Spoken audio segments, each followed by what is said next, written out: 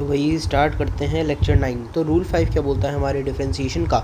Addition rule क्या होता है? अगर y लिखा है a प्लस बी तो हम इसका डिफ्रेंशिएशन करेंगे डिफ्रेंशिएशन ऑफ a मतलब कि da by D x plus D B by D x, differentiation of a with respect to x plus differentiation of b with respect to x। बात खत्म हो गई। सब्ट्रैक्शन रूल भी बहुत easy है। यहाँ पे लिखा है a माइनस बी तो तुम कर दो da by D x minus d B by D x. अरे बात समझ आई? हाँ के ना? हाँ के ना?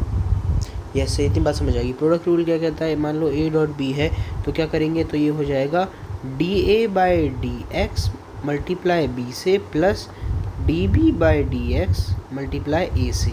डन हो गई बात?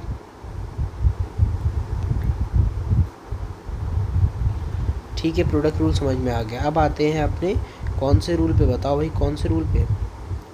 अपने डिवीजन रूल पे। डिवीजन रूल जैसे a बाई बी लिखा है तो ऊपर ये देखो, ध्यान से देखना, d Y by D x बराबर ऊपर वाले का डिफ्रेंशिएशन बहुत बढ़िया, नीचे वाले से मल्टीप्लाई, माइनस आएगा बी फॉर्मूले का माइनस है, ध्यान से चमन चोमू, फॉर्मूले का माइनस है।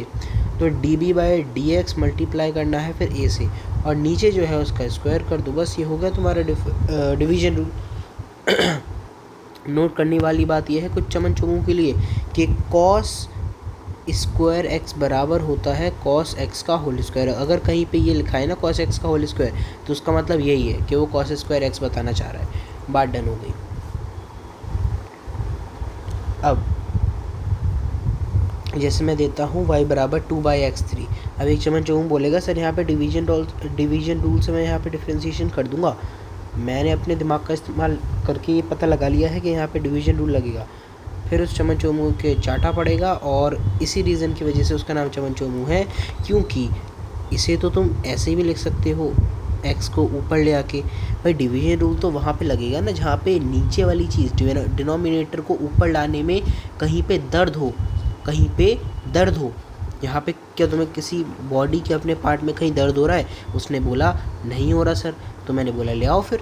तो D Y by D x अब तुम यहाँ पे करोगे, -3 नीचे आ जाएगा तो ये हो जाएगा -3 मल्टीप्लाई बाई 2 तो -6 और x -3 -1 ये हो जाएगा -4। ये आंसर है अपना सिंपल। प्रोडक्ट रूल का एक और मॉडिफिकेशन देखते हैं, आ जाओ नेक्स्ट।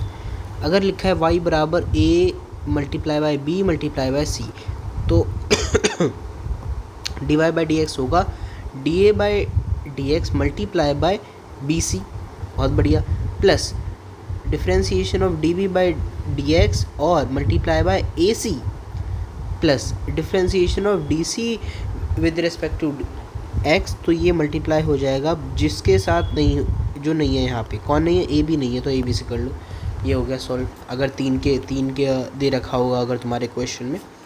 डन हो गई बात। अब आता है डबल डिफ्रेंशिएशन कैसे होता है। तो सिंपल है, ये जो हम लिखते थे D Y by D X, इसका मतलब क्या है? Differentiation of Y with respect to X, slope, derivative of Y with respect to F या rate of change in Y with respect to x.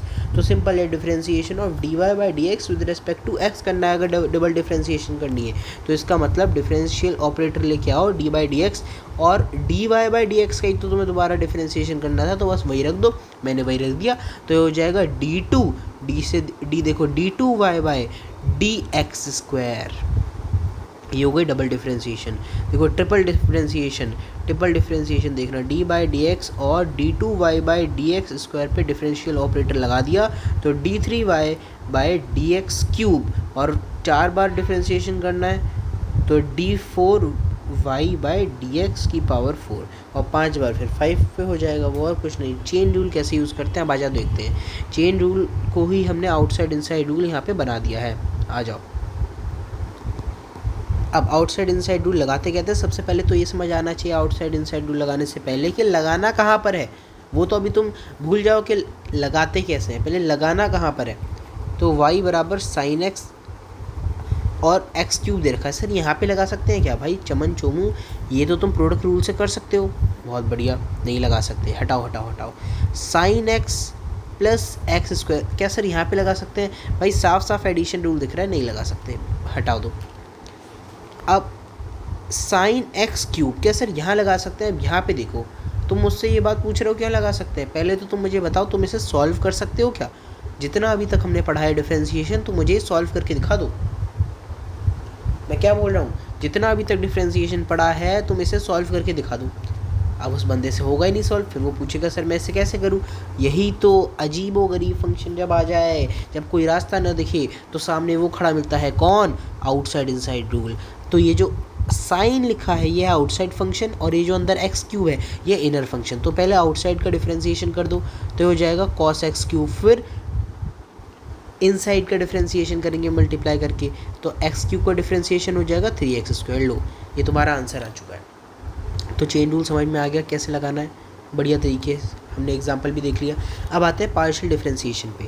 अगर मैं लिखता हूँ v x comma y comma z, तो इसका मतलब ये जो मेरा वी है, ये जो मेरा पोटेंशियल है, जो आगे हम फिजिक्स में पढ़ते हैं क्लास 12th में, तो ये वी डिपेंड करता है एक्स वाई और जेड पे।